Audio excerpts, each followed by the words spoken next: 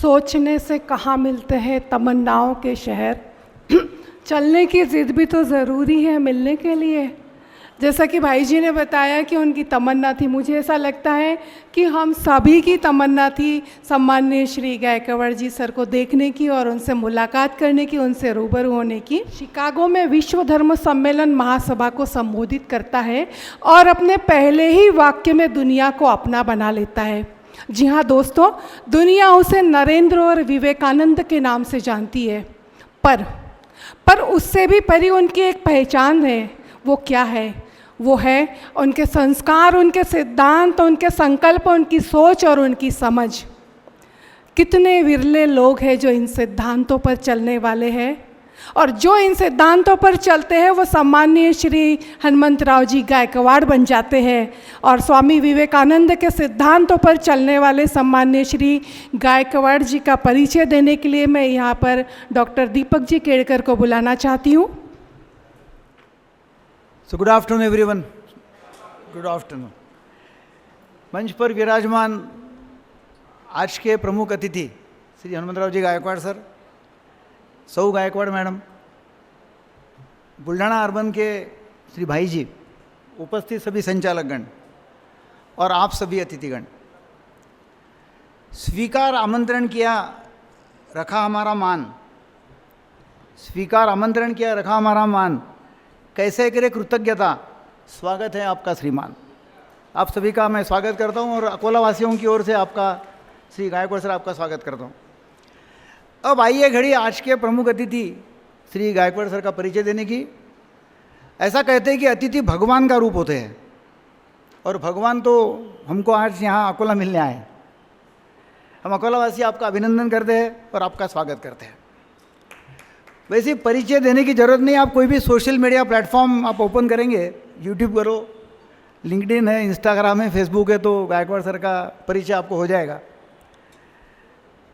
मगर इनका परिचय जब मैंने इनका नासिक का भाषण भी सुना है, नासिक में काफ़ी अच्छा भाषण सैटरडे क्लब में आपका हुआ है, तो आंख पर रोंगटे खड़े हो जाते हैं। 10 बाय 10 के कमरे में रहकर, आम बेचकर 40-50 किलोमीटर साइकिलिंग करके पढ़ाई करने वाला लड़का आज एक 2000 करोड़ टर्नओवर वाली कंपनी का मालिक बनता है। ये अपने आप के लिए बहुत बड़ी गौरव की बात है। सुनकर कर दे अनसुना ऐसी आपकी आवाज़ नहीं, सुनकर कर दे अनसुना ऐसी आपकी आवाज़ नहीं, किसी महफिल में छुप जाए ऐसे इनके अंदाज नहीं, मिलकर भूल जाए कोई ऐसे इनके अल्फाज नहीं, सूरज से दमकते ये किसी परिचय के मोहताज नहीं। एक ही ज़िंदगी में आदमी इतना कुछ कर सकता है, एक ही ज़िंदगी, हर एक को एक ही ज़िंदगी मिलती है और एक ही ज़िंदगी आदमी इतना कुछ कर सकता है। ये आपका परिचय अभी जब हो जाएंगे और आप खुद जब आपका भाषण सुनेंगे तो मालूम पड़ेगा। मैं कुछ स्लाइड्स के माध्यम से गायकवाड़ सर का परिचय कर दे रहा हूँ। तो HR Gaikwad ji chairman and managing director Bharat Vikas group India के हैं। Is the first generation entrepreneur on the mission to positively impact 10 crore lives by 2032. He has created job opportunities for more than 75,000 people and indirectly created livelihood for more than 2 lakh people. Working on the Honorable Prime Minister's vision of doubling the income of farmers with 1 lakh farmers. Working with traditional knowledge holders on evidence-based herbal formulations for affordable health care in areas of cancer, liver disorder, cataract, heart, arthritis, etc. Next. He is the first generation social entrepreneur dedicated to Bharat Vikas, like progress of India. He lost his father at an early age and raised by his mother, who worked as a school teacher. Stayed in 100 square feet room for 21 years, inspired by Swami Vivekananda ji at the age of 14, formed a social organization, Bharat Vikas Pratishthan, at the age of 19, to do something for the great country of India. Completed engineering in the Earn and Learn scheme while cycling 40 to 50 kilometers daily. Next. His career began in Tata Motors. Tata motor में जब टेल्को नाम कहा करते थे, Tata motor में career किया और as a graduate trainee engineer in 1994. Is the pioneer of the mechanized housekeeping facility management industry in India. BVG India is now India's largest socio-commercial organization with 75,000 people working there. Next, Niti Aayog had invited Mr. H.R. Gaikwad for the meeting on economic policy, the road ahead, in January 2018, to share views with Honorable Prime Minister Shri Narendra Ji Modi on his experience of giving over 50% yield increase in one crop season and double yield in 3 crop seasons.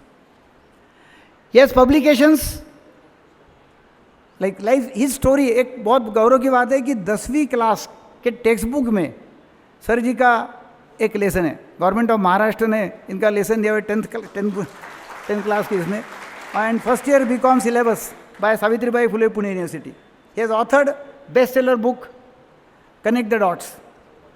Next, मैं थोड़ा संक्षिप्त लेता हूँ क्योंकि परिचय, हाँ ना, परिचय कर रहा, ठीक है. ये अवार्ड्स है, कवर स्टोरी, काफ़ी कवर स्टोरीज में इनका परिचय दिया हुआ है, मेजर अवार्ड्स मिल चुके हैं. Is a motivation. Next, motivational speaker. Next, motivation speaker, more than 400 speeches दिए हुए हैं और अलग जगह पे दिए हुए हैं और काफ़ी सारे पब्लिकेशंस एंड बहुत सारा है. मैं अभी आपके और उनके बीच में आऊँगा नहीं क्योंकि उनके मुंह से हम सुनना चाहते हैं उनकी कथा और उनकी स्टोरी. मैं जो सीखा उनसे वो कुछ बताऊंगा कि भाई इनका बहुत ही फेमस एक है की जेव्हा दशदिशा अंधकाराने भरून गेल्या होत्या, यांचं फार फेमस वाक्य आहे गायकवाड सरांचं. जेव्हा दशदिशा अंधकाराने भरून गेल्या होत्या तेव्हा मी म्हणत होतो झुंजा, झुंजत पुढे चला. आजही तो संदेश आहे, झुंजा, झुंजत पुढे चला. तो अब मैं आपके बीच में नहीं आऊँगा. आपकी दुआएं पाने को हर शख्स यहाँ बेकरार था. आपकी दुआएं पाने को हर शख्स यहाँ बेकरार था. अब आइए वह घड़ी जिसका मुद्दत से इंतज़ार था.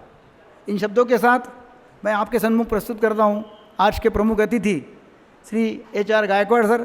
तालियों की बरसातों से उनका स्वागत करेंगे. Thank you very much.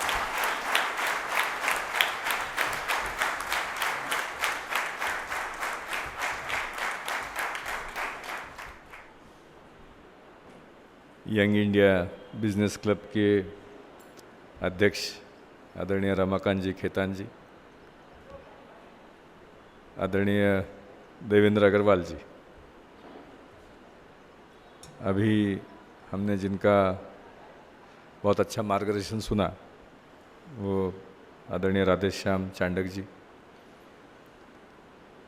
Doctor दीपक केळकर साहब, डॉक्टर अभय पाटिल जी, विवेक मंत्री जी, निकेश गुप्ता जी, हरीश भाई, सिद्धार्थ जी, ब्रिजमोहन जी, तृप्ति पांटे मैडम, विदुर शर्मा जी, दीपाली देशपांडे जी, मेरी धर्मपत्नी वैशाली, मेरे बीवीजी के सहकारी रमाकांत जी, आदरणीय पुंडकर साहब और सभी मान्यवर.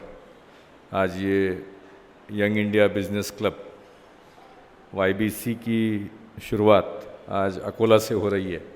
मैं आपको तहे दिल से शुभकामनाएं देता हूं कि ये बहुत बड़ी मूवमेंट आप चालू कर रहे हैं समाज के प्रति. एक साथ मिलके कनेक्ट, कोलैबोरेट एंड क्रिएट, ये टैगलाइन लेके आप जो काम कर रहे हैं ये सही में बहुत सराहनीय है. देवेंद्र जी का काफ़ी आग्रह था, काफ़ी दिनों से फ़ोन आ रहे थे कि आप कोई भी दिन दे दीजिए, आइए. आजकल समय बड़ा कीमती है. साहब ने, राधेश्याम साहब ने बताया कि वो भी मिनट का देखते हैं, मैं भी मिनट का हिसाब किताब रखता हूँ क्योंकि वही वापस नहीं आने वाली चीज़ है. लेकिन आने के बाद हर जगह मैंने देखा है कि कई अच्छे लोगों को मिलना होता है.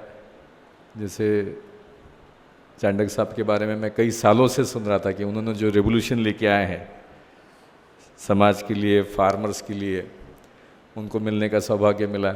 आप ही सब लोग, खेतान साहब है, सबसे रूबरू होने की बात नहीं आई, लेकिन समझ लूँगा।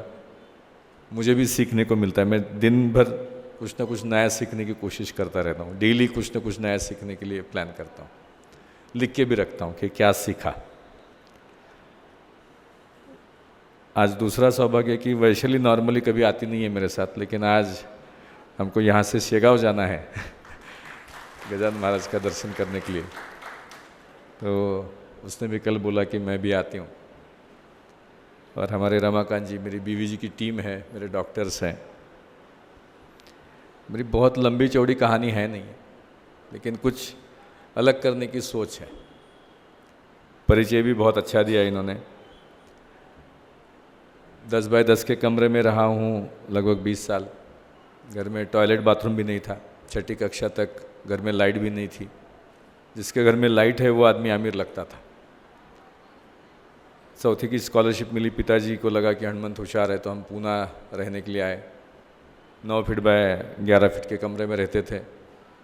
पूना में रमन बाग स्कूल में डाला था, तो जाने के लिए 1-1 रुपया टिकट रहता था। 50 पैसा जाने का, 50 पैसा आने का।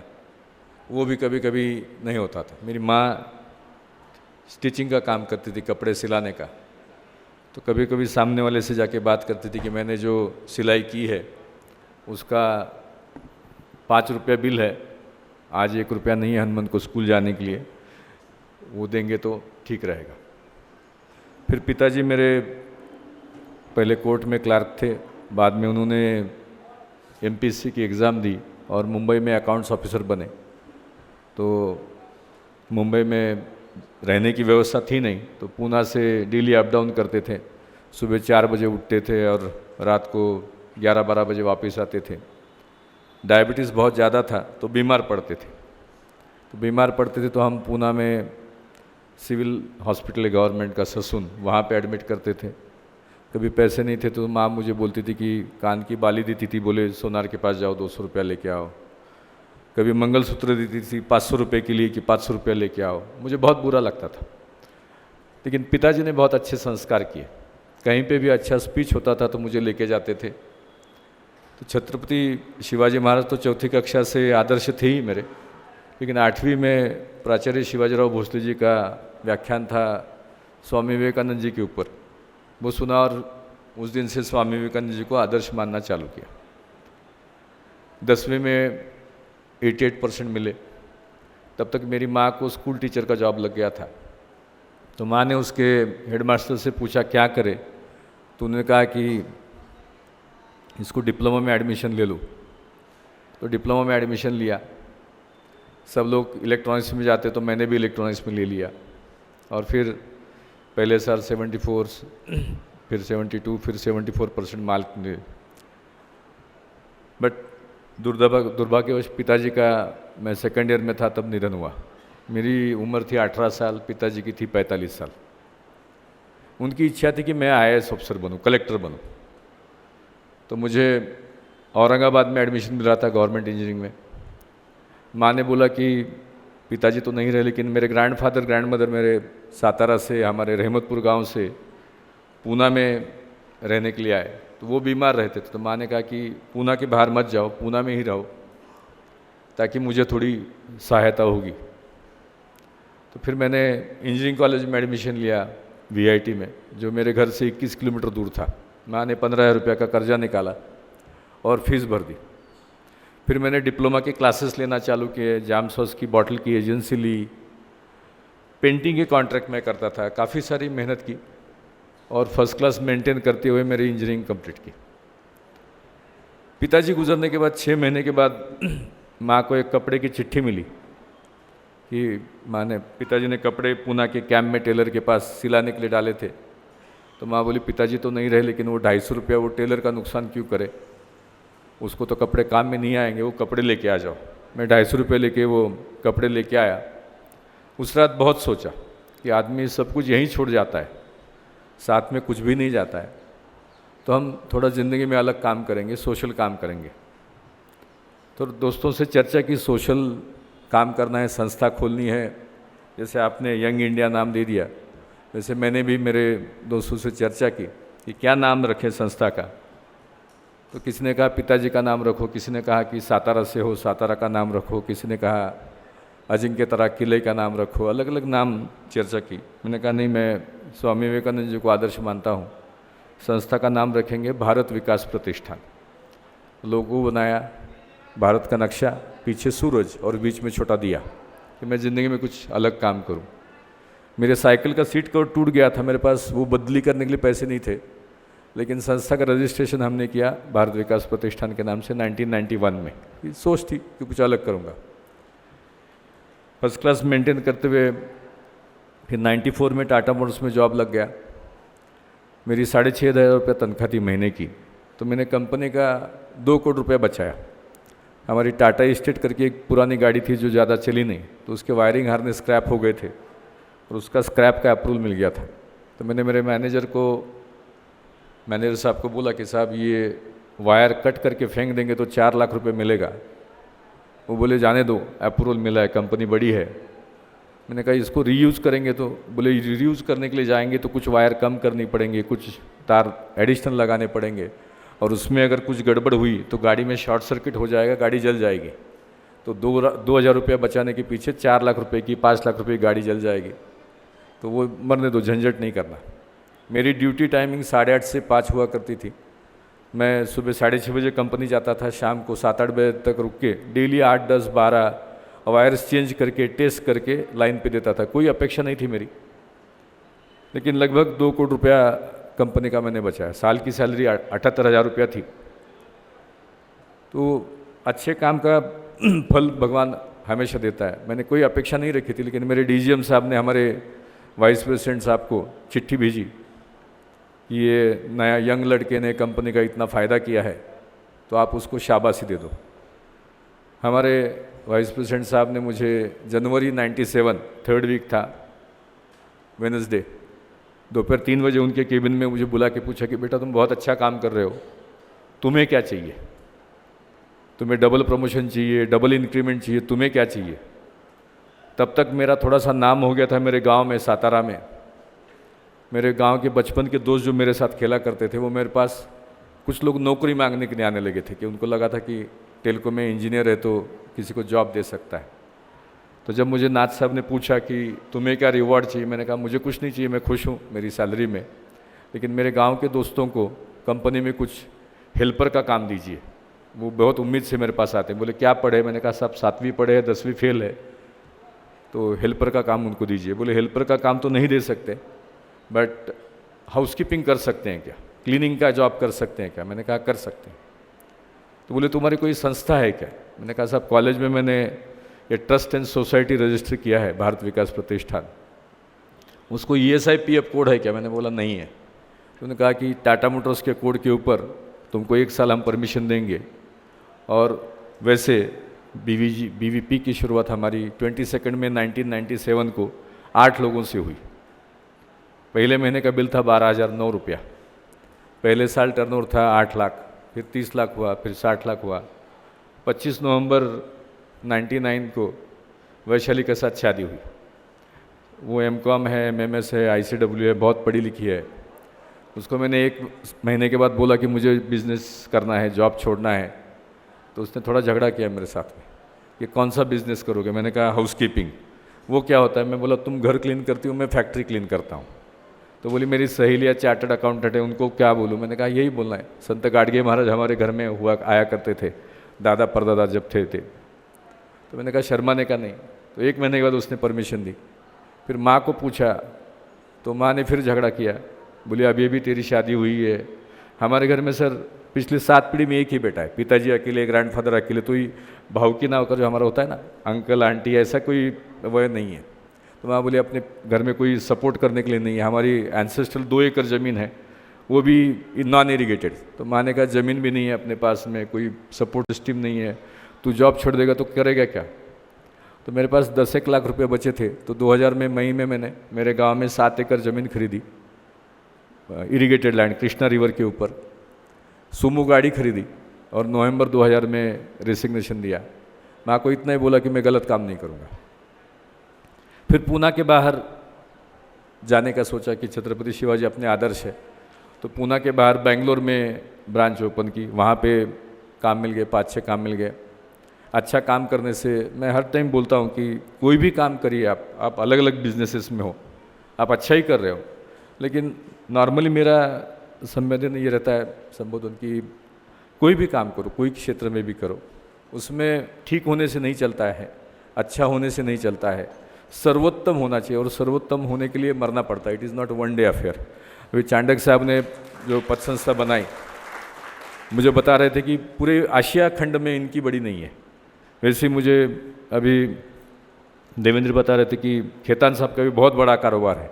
तो हर एक आदमी एक्सेल करना चाहिए हमारे क्षेत्र में। तो मैंने हाउसकीपिंग से चालू किया और उसमें एक्सेल करना चालू किया कि मशीन के साथ क्लीनिंग, टॉयलेट चकाचक होना चाहिए, बास नहीं आना चाहिए, एकदम चकाचक काम होना चाहिए। तो बेंगलोर में कुछ काम मिल गया, फिर चेन्नई में चालू किया 2001 में ही। चेन्नई में कुछ काम, मैं घर से निकलता था तो 25 दिन के बाद ही घर आता था। तो मेरी 2 बेटियां हैं, वैशाली अकेली उसकी फादर मदर का काम करती थी। फिर हैदराबाद में काम चालू किया, तब काफ़ी जगह इंसल्ट होता था, अपमान होता था। किसी के फैक्ट्री के बाहर में जाता था कि मुझे सिक्योरिटी गार्ड को बोलता था कि हम हाउसकीपिंग का काम करते हैं, आपके HR के मैनेजर को मुझे मिलना है, आपके एडमिन के मैनेजर को मिलना है। तो लोग बोलते थे हमने कॉन्ट्रैक्ट दे दिया, अपॉइंटमेंट है क्या, नहीं है। कोई मेरे कार्ड के ऊपर इसी का बेटा उसका बेटा ऐसे लिखा नहीं था, तो टाइम नहीं मिलता था, तो बहुत इंसल्ट होता था। विवेकानंद जी की एक बुक है मन और उसकी शक्ति, मैंने 100 बार पढ़ी है। पहले 5 रुपये में थी, अभी 7 रुपया उसका प्राइस है। आप जैसा सोचो वैसे चीज़ें हो जाती है, खाली उसमें सोच में प्रामाणिक आपका थॉट होना चाहिए।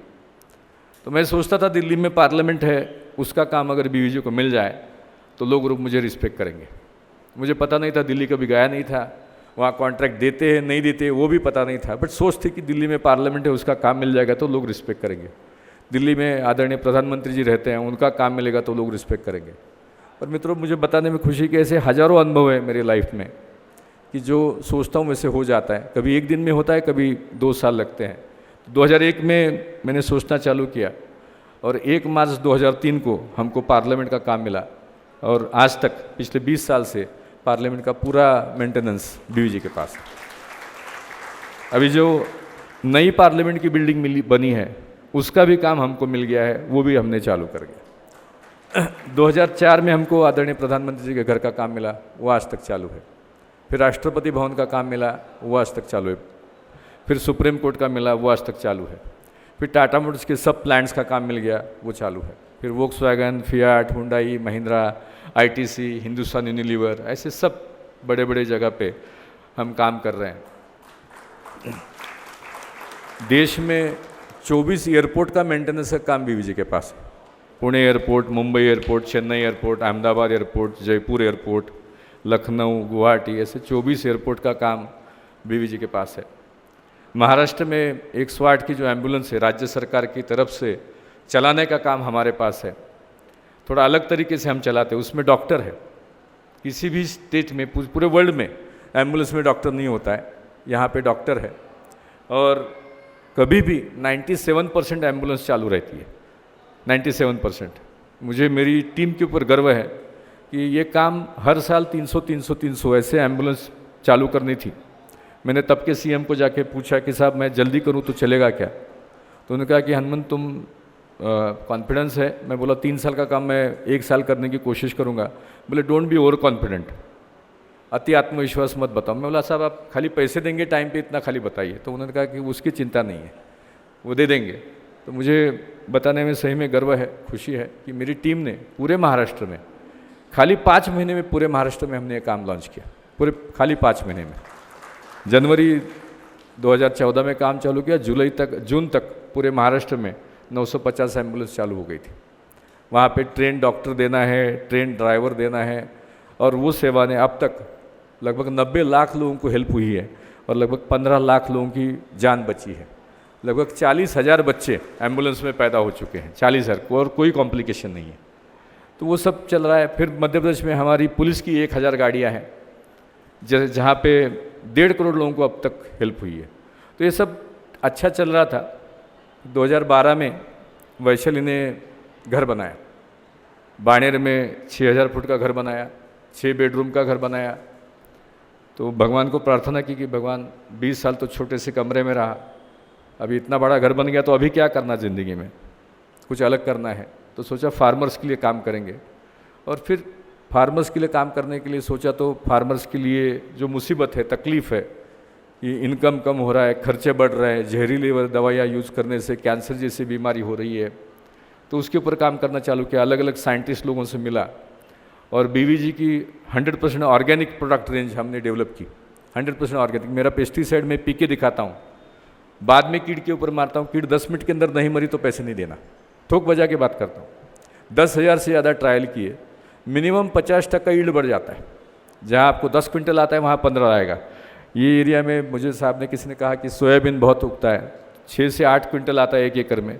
मैं गारंटी देता हूँ मिनिमम 50% बढ़ेगा, और पर क्विंटल खर्चा कम हो जाता है। अगर आपको 10,000 रुपया खर्चा आता है 10 क्विंटल के लिए, तो 15 क्विंटल होगा और खर्चा 700 रुपया पर क्विंटल होगा, खर्चा कम हो जाता है। 100% हर्बल है। तो यंग इंडिया क्लब के साथ हम मिलके कुछ कर सकते हैं। ये बेसिकली क्या हुआ, आगे इतना रिवोल्यूशनरी प्रोडक्ट बनाया है, क्योंकि यहाँ पे हर एक का अपना अपना दुकान है, अपना अपना बिजनेस करना है। तो मेरे सातार में बहुत बड़ा दुकान है मेरे मित्र का, उसने खुद अपने खेत में प्रोडक्ट यूज़ किए, उसका दिन का सेल 10 लाख रुपए का है, दिन का। मैं बोला तेरी दुकान में रख, मैं बोला हनुमान मेरा धंधा चौपट हो जाएगा, क्योंकि अभी मैं फार्मर को पूछता हूँ तो क्या लगाया क्रॉप, भिंडी लगाई, गवार लगाई, अलग अलग क्रॉप है, तो अलग अलग दवा उसको देता हूँ, और हर दवा के पीछे मुझे 30-40% मार्जिन है। तुम्हारी दवा इतनी सस्ती तू दे रहा है, उसके ऊपर मार्जिन भी कम दे रहा है, तो मेरा धंधा जहाँ 1 लाख रुपये का है वहाँ पे 20,000 रुपये का होगा, और मेरा धंधा चौपट हो जाएगा। मैं घर में यूज़ करूँगा बट दुकान में नहीं रखूँगा। यही हुआ। तो चांडक साहब के साथ आपका आशीर्वाद लेके साहब इसमें हम रेवोल्यूशन कर सकते हैं फार्मर्स के साथ में। कोई भी क्रॉप 10,000 ट्रायल किए, हल्दी में ट्रायल किया, गेहूँ में किया, चावल में किया, सब क्रॉप हो गए। 30 यूनिवर्सिटी में ट्रायल किए। अभी मैंने लास्ट ईयर अमेरिका में ट्रायल चालू किए, और बताने में खुशी है कि अमेरिका में मेरे 9 प्रोडक्ट अगले 6 महीने में लॉन्च हो जाएंगे यूएसए में। बीवीजी का वहाँ पे एग्रीकोल नाम से कंपनी स्थापन किया। डॉक्टर बालाजी आगलावे करके मेरे मित्र हैं, अपने उस्मानाबाद के हैं, उन्होंने मुझे पूरा गाइडेंस दिया, पूरा सपोर्ट किया है, और वहाँ पे ये प्रोडक्ट अद्भुत है। वो बालाजी साहब फ्लोरिडा में एग्रीकल्चर प्रोडक्ट डेवलपमेंट कंपनी की टेस्टिंग कंपनी का CEO है। तो मैंने बोला कि मेरा पेस्टिसाइड में पी के दिखाता हूँ, और 70% पेस्टिसाइड की रेंज ख़त्म करता हूँ मैं। मतलब कोराइजन करके दवा होती है बायर कंपनी की, 18,000 रुपये लीटर है, उसको भी हम रिप्लेस करते हैं। मतलब किसी का नाम नहीं लेना, लेकिन बहुत अच्छा काम करते। तो उसने बोला कि आप जो बोल रहे हैं ऐसा मैंने ज़िंदगी में सुना नहीं है। मैं बोला तुम टेस्ट करो, और उसने टेस्ट किया तो 23 अलग अलग केमिकल के सामने हमारी एक ही दवा बहुत अच्छा काम करती है। 23 केमिकल से। बट मुझे बोला कि मतलब ईटिंग पेस्ट है, सकिंग पेस्ट है, च्यूइंग पेस्ट है, बैक्टीरियल इन्फेक्शन है, फंगल इन्फेक्शन है, वायरल है, तो सब में ही काम करती। बोला इंडिया में तुम्हारा चला नहीं, क्योंकि तुम प्रवाह के विरुद्ध तैरना चाहते थे, यहाँ पे वैसा नहीं करेंगे, तुम अलग अलग 6 इसमें ब्रांड बनाओ। और 6 ब्रांड बना के अभी हम वहाँ पे वो लॉन्च कर रहे हैं, अलग अलग प्रोडक्ट लॉन्च कर रहे हैं। फिर मैंने गाय भैंस में काम करना चालू किया। यहाँ पे जहाँ दूध का व्यवसाय है, वहाँ पे हर गांव में 20% एनिमल इनफर्टाइल है। 20% मतलब प्रेग्नेंट नहीं होते, इनफर्टाइल होते हैं। हर दिन का खर्चा 200-250 रुपया होता है वो एनिमल का, और महीने का 7-8 हज़ार, साल का 1 लाख। मैं ऐसे जवाबदारी से बात करता हूँ कि आपके यहाँ पे कोई मिल्किंग एनिमल्स है जो इनफर्टाइल है, आप मुझे ऐसे 10 एनिमल दे दो। चांडक साहब आपके पास भी कई एनिमल रहेंगे दूध के, ऐसे मुझे 100 एनिमल दीजिए, 1 रुपया मुझे एडवांस नहीं चाहिए, 1 रुपया नहीं चाहिए। 3 महीने के बाद हम मिनिमम 60% एनिमल, जहाँ 2 लाख रुपया खर्च हो चुका है, सब प्रयत्न करके आप थक चुके हैं, ऐसे एनिमल हमको दीजिए। मिनिमम 60% हम कन्वर्ट करके देते हैं मात्र 1500 रुपये में, मात्र 15, जहाँ 2-2 लाख रुपया। तो मेरा ऑलवेज थॉट प्रोसेस ये रहता है कि हम भारत के विकास के लिए काम करें। पैसा तो सबको पाना है, लेकिन पैसा सर्वस्व नहीं है, वो एक साधन है जिंदगी की जीने के लिए, और भगवान अपने को जितना चाहिए उससे ज़्यादा ही देता है। तो फिर मैंने चालू किया फार्मर्स के लिए, मैंने काफ़ी स्पीचेस दिए महाराष्ट्र में। सॉइल टेस्टिंग बहुत इंपॉर्टेंट है, वाटर टेस्टिंग इंपॉर्टेंट है। हमारे यहाँ पे कितने फार्मर्स रहेंगे, आपकी कितने लोगों की खेती रहेगी, थोड़ा सा हाथ करिए जिनकी खेती है, इतनी खेती है, थोड़े कम लोग हैं। अभी इन्होंने से कितने लोगों ने अपनी सॉइल का टेस्टिंग किया है, माटी का परीक्षण किया है? एक आदमी मिला, देखो, मतलब 50 लोग हैं उसमें एक आदमी मिला। और पानी भी तब चेक किया है, वो किसी ने नहीं किया है। वही प्रॉब्लम है इंडियन एग्रीकल्चर का, समझते ही नहीं है। मतलब अभी आप बीमार हो, डॉक्टर साहब बैठे हैं, तो डॉक्टर के पास जाते, डॉक्टर बोलता है कि तुम्हारा ब्लड चेक करो, तुम्हारा टेस्ट करो, बाद में दवाई सजेस्ट करूंगा मैं।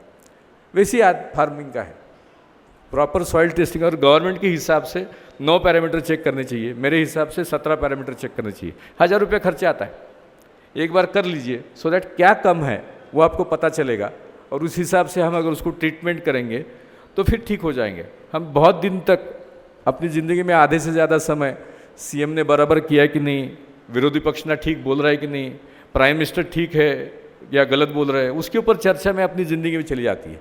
मैं सोचता हूँ कि अपनी तरक्की करने के लिए अपना काम देखना चाहिए, अपने काम के ऊपर ध्यान देना चाहिए, और वो हम करते नहीं हैं। तो ये जो फार्मर है वो अगर सॉइल टेस्टिंग करे, तो फार्मर्स के जब हेल्थ के रिलेटेड इश्यूज सामने आए तो मैंने सोचना चालू किया कि हम इसको, आयुर्वेद में ताकत क्यों नहीं है, क्यों फार्मर के, क्योंकि कोल्हापुर में शिरोळ तालुका में मैं गया था, और एक तालुका में 30,000 से ज़्यादा कैंसर पेशेंट मिले, हर 5 घर के पीछे एक कैंसर पेशेंट है। तो मैंने सोचना चालू किया कि आयुर्वेद में क्यों ताकत नहीं है, कि 5000 साल पुराना शास्त्र है, और ऑलवेज अल्टरनेटिव थेरेपी करके हम बोलते हैं। यहाँ पे कोई एलोपैथिक डॉक्टर हो तो माफ़ करना, हम थोड़ा सा अलग काम करने की कोशिश कर रहे हैं। तो मैंने आयुर्वेद में रिसर्च करना चालू किया, और बहुत अलग तथ्य सामने आए। चरक संहिता ग्रंथ में लिखा है कि फलाने फलाने झाड़ की खाल चैत्र पूर्णिमा के निकाले। तो मैंने कहा चैत्र पूर्णिमा क्यों नहीं, बाकी दिन क्यों नहीं? तो हमने हर 15 दिन में उसकी खाल निकाली और उसका साइंटिफिक टेस्टिंग किया। साइंटिफिक टेस्टिंग किया कि उसमें मेडिसिनल वैल्यू कितनी है, उसका डीएनए फिंगरप्रिंट किया, और वो करने के बाद हमको पता चला कि चैत्र पूर्णिमा का दिन उसमें मेडिसिनल वैल्यू 5% है, बाकी कभी दिन 0.5% है, कभी 1% है। अभी 1% वाला रॉ मटेरियल अगर वैद्य के पास आए तो उसने बोलना चाहिए 5 चम्मच खाओ, वो बोलता है 1 चम्मच खाओ, और हम बोलते हैं आयुर्वेद चलता नहीं है, आयुर्वेद काम नहीं करता है, या बहुत स्लो है। तो हमने क्या किया कि आयुर्वेद में ऐसे लगभग अभी 700 वनस्पति का हमने अभ्यास किया है। जैसे गन्ने का क्रॉप आप देखो, चौथे महीने में आप काटेंगे, चौथे महीने को तो मीठा लगेगा, लेकिन उसकी मिठाई पूरी आने के लिए हमको कभी 12 महीने, मतलब उसकी वैरायटी के हिसाब से 12 महीने में वो पक्व हो जाएगा या 18 महीने में पक्व हो जाएगा। वैसे ही हर प्लांट का साइकिल अलग है। हम ब्लाइंड फेथ नहीं रखते, तो कुछ वनस्पति हमको डीएनए के ऊपर, ह्यूमन डीएनए के ऊपर प्रॉब्लम करने वाली मिली, तो उसको हम लेते नहीं हैं, उसका फिर फाइटो फिंगरप्रिंटिंग करते हैं। भस्म का यूज़ नहीं करते। आयुर्वेद में भस्म का बहुत उपयोग है, भस्म अच्छा भी है, लेकिन यूरोप अमेरिका में भस्म वाली दवा बैन है, तो बीवीजी की भी कोई दवा में कोई भी भस्म नहीं है। चौथा, उसको नैनोटाइज कर देते हैं, तो उसका डोज जो है, क्योंकि आयुर्वेद में कहा गया है कि हनी के साथ ले लो, दूध के साथ ले लो, घी के साथ ले लो, या काढ़ा करके पी लो, इट नीड्स सम कैरियर। तो हम उसको नैनो टेक्नोलॉजी का यूज़ करके हम नैनो में कन्वर्ट कर देते हैं दवा को। और पांचवा, जो बेस्ट अवेलेबल केमिकल ड्रग है मार्केट में, उससे कंपेयर करते हैं, उससे अच्छा निकला तो बात करते हैं। और मुझे बताने में खुशी है, गर्व है कि बीवीजी के पास अभी कैंसर की इतनी अच्छी दवा बनी है। आपके परिचय में, क्लब में किसी को भी कोई भी कैंसर हो, किसी भी स्टेज का हो, उसको ग्रेट रिलीफ मिलता है, ग्रेट रिलीफ। मैंने अभी अमेरिका में येल यूनिवर्सिटी है, जो वर्ल्ड की टॉप 5 यूनिवर्सिटीज़ है, वहाँ पे डॉक्टर श्रीकांत माने साहब है, उनको 2 साल पहले बताया कि ऐसे ऐसे हमने काम किया। तो मुझे बोले कि हनुमान, मेरा विश्वास नहीं है, मेरा तुम्हारे प्रति रिस्पेक्ट बहुत है, लेकिन विश्वास नहीं है। तो मैंने कहा दवा आप अमेरिका में चेक करिए। तो दवा लास्ट ईयर भेज दी था अमेरिका में, और उन्होंने 4 महीना ट्रायल करने के बाद बोला कि हनुमान इसको नोबेल प्राइज़ भी मिल सकता है। 24 घंटे में कंप्लीट कैंसर सेल की डेथ होती है, और अच्छे सेल को धक्का भी नहीं लगता। ऐसे ही हमारे पास अभी लीवर की दवा बनी है, फैटी लीवर के लिए एलोपैथी में कोई दवा नहीं है, तो हमारे पास फैटी लीवर की दवा बनी है, जो 6 से 7 महीने में, जिसका ग्रेड 3 है वो ग्रेड 1 पे लेके आती है। हार्ट की दवा बहुत ज़बरदस्त बनी है। आजकल हार्ट अटैक का प्रमाण बहुत बढ़ गया है, किसी को भी, मतलब 14 साल से बच्चे से लेके कोरोना के बाद उसके दुष्परिणाम बहुत बढ़ गए हैं। तो हार्ट की दवा बहुत ज़बरदस्त बनी है, जो हार्ट के ब्लॉकेज को निकाल देती है। 80% से 95, 3000 लोगों का मेरे पास बिफोर आफ्टर स्टडी है, एविडेंस बेस्ड स्टडीज़ हम करते हैं।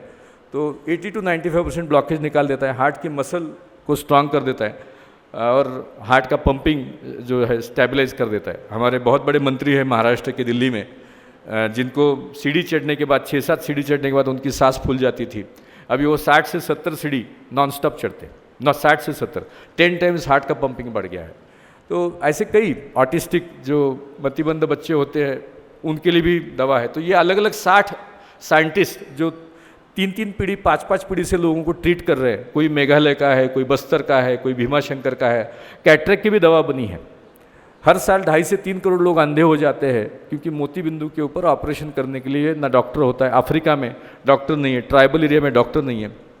दवा बनी है, जस्ट 2 बूंद सुबह 2 बूंद शाम को डालिए, 10 में से 7 लोग ठीक हो जाते हैं मैक्सिमम 2 महीने में।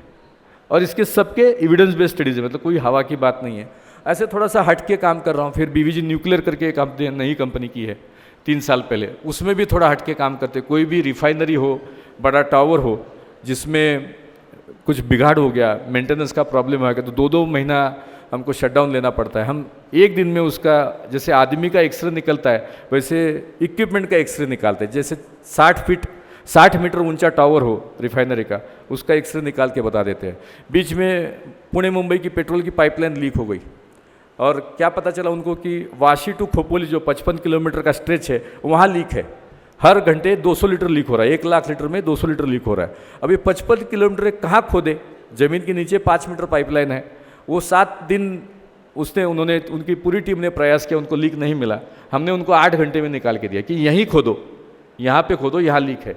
ऐसे अलग अलग टेक्निक, न्यूक्लियर टेक्निक्स हमने डेवलप की है जिसका पूरे विश्व में अभी एप्लीकेशन है। अमेरिका में बीवीजी ने हमने काम चालू किया लास्ट ईयर, 1200 लोग अभी अमेरिका में काम कर रहे हैं। लास्ट वीक मैं सऊदी अरेबिया गया था।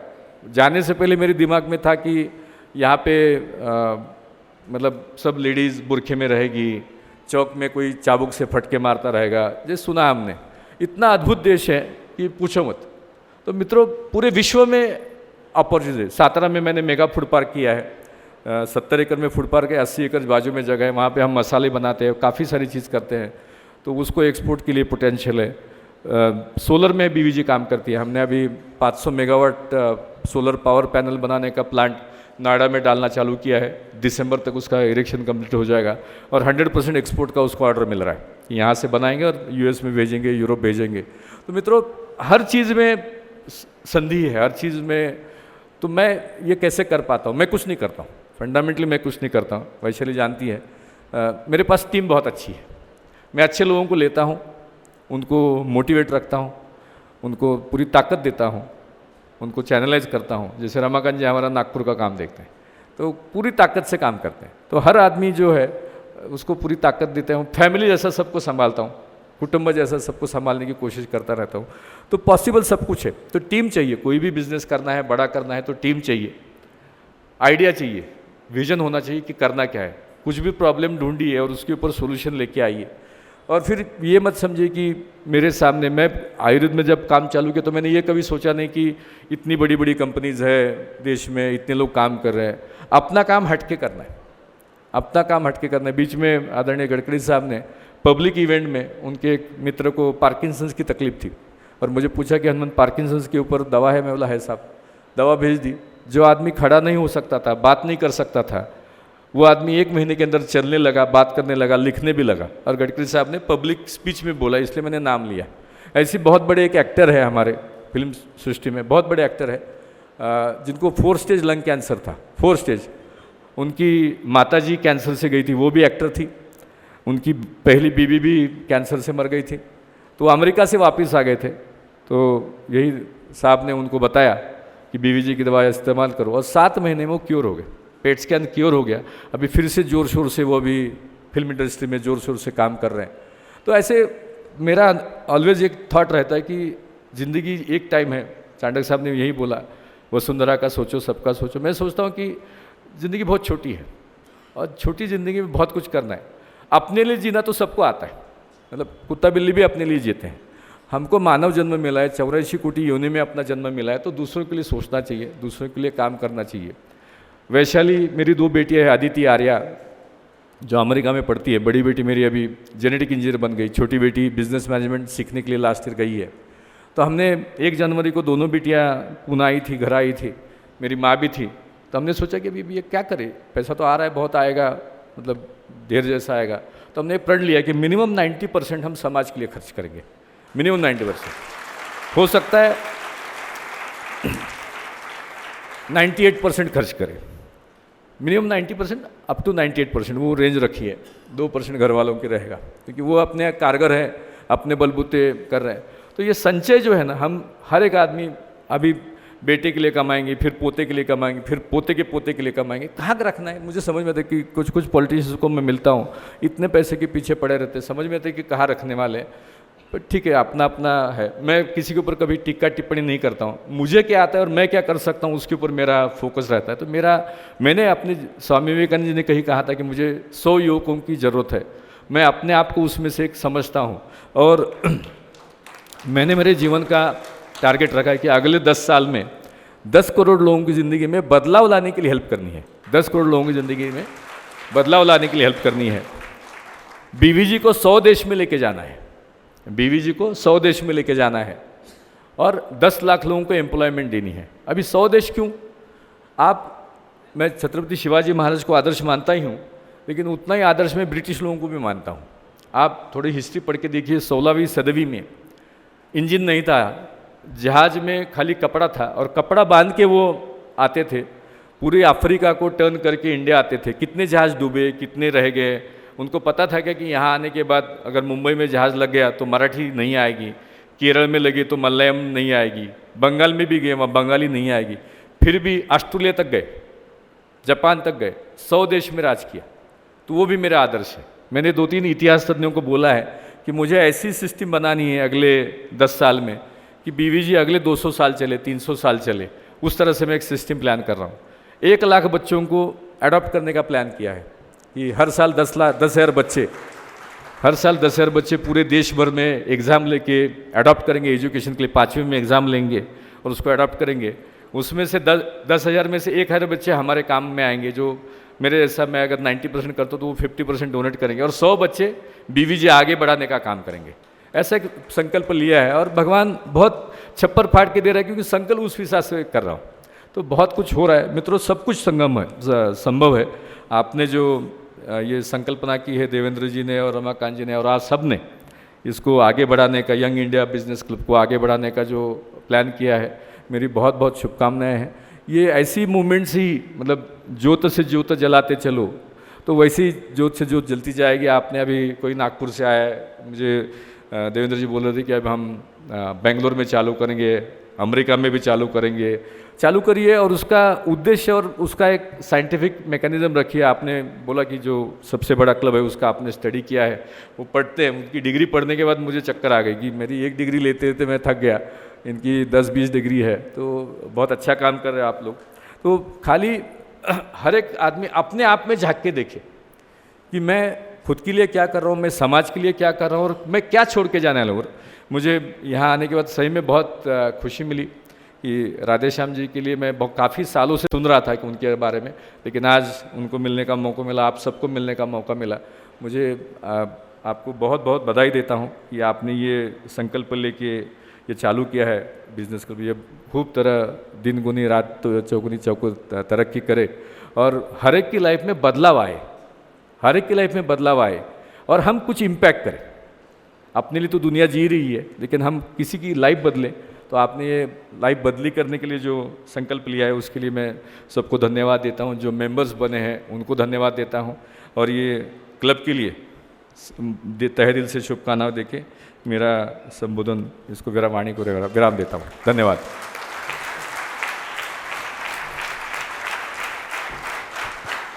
अभिवादन उस संघर्ष का, अभिवादन उस सफलता का। अकोला वासियों की ओर से आपको बहुत सारी शुभकामनाएं। YBC टीम की ओर से एक और स्मृति चिन्ह सामान्य श्री गायकवाड़ जी को दिया जाएगा, YBC टीम की ओर से। बस हम अंतिम पड़ाव की ओर है, और सभी भोजन की तैयारी हो चुकी है। सभी लोग भोजन ग्रहण करके ही जाइएगा, और वक्त ठहरता नहीं है, वो अपनी गति से चलता रहता है। आभार प्रदर्शन के लिए निकेश जी गुप्ता, इनको मैं बुलाती हूँ। उसके बाद राष्ट्रगीत होगा। एक विशेष स्मृति चिन्ह है जो दिया जा रहा है प्रमुख अतिथि को YBC young India business club की ओर से।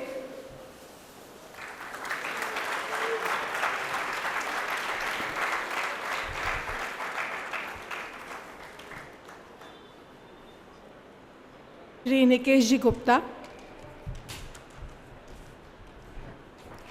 आप सभी को मेरा आदरपूर्वक नमस्कार। मैं आप सभी के समक्ष धन्यवाद ज्ञापित करने हेतु यहाँ उपस्थित हुआ हूँ। खुशियों भरी इस महफिल में आज अपनेपन का एहसास हुआ है। आपकी गरिमामय उपस्थिति से ये कार्यक्रम आज खास हुआ है। मैं आज इस शानदार, जानदार और असरदार कार्यक्रम में आप सभी के उपस्थिति के लिए पुनः आपका अभिनंदन करता हूं, आपका धन्यवाद अदा करता हूं। पिछले 2 घंटे से हम सभी ज्ञान धारक के रूप में आज यहाँ बैठे हैं। इसका कारण है हमारे आज के प्रमुख अतिथिगणों के प्रभावशाली उद्बोधन ने हम सबको आकर्षित किया है। चाहे राधेश्याम जी चांडक हो, चाहे हनुमंत राय जी गायकवाड़ हो, इन्होंने अपने शब्दों से हमें एक प्रेरणा दी है, हम सबको एक प्रेरणा मिली है। मैं दोनों ही प्रमुख अतिथिगणों का बहुत बहुत आभार व्यक्त करता हूं, जो आज इन्होंने अकोला आकर के इस young India business group club को आज इसका ओपनिंग किया है और हम सभी सदस्यों को बिजनेस में आगे जाने के लिए नई टिप्स दी है, नई ऊर्जा का आज यहाँ हमारे में संचार किया है। मैं दोनों अतिथियों का बहुत बहुत आभार, धन्यवाद ज्ञापित करता हूँ। उसी प्रकार आज इस कार्यक्रम में आयोजन में जिन्होंने हमें सहयोग किया है, ऐसे इस शुभमंगल कार्यालय के श्री नवल किशोर जी भरतिया और उनके परिवार का मैं आभार व्यक्त करता हूं। इन्होंने इतना अच्छा परिसर आज हमें यहाँ उपलब्ध कराया है।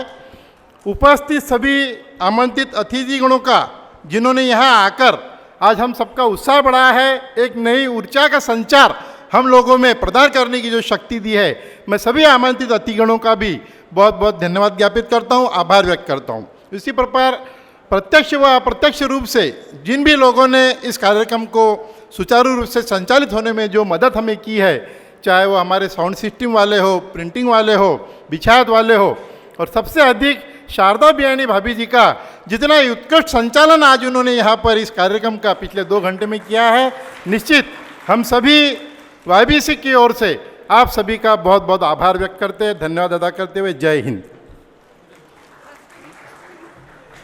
सभी से निवेदन है राष्ट्रगीत के लिए खड़े हो। उसके पश्चात सभी को भोजन ग्रहण करना है। भोजन ग्रहण करने के लिए ऊपर के मंजिले पर जो एक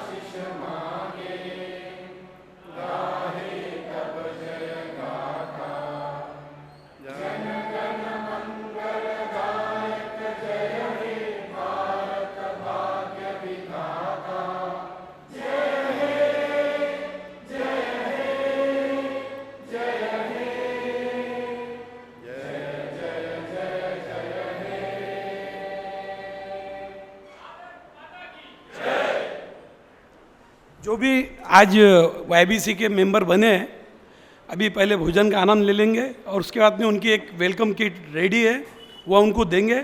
और एक हमारे को अगली जो मीटिंग है इस क्लब की, उसकी डेट भी हम डिक्लेयर करेंगे। पहले भोजन का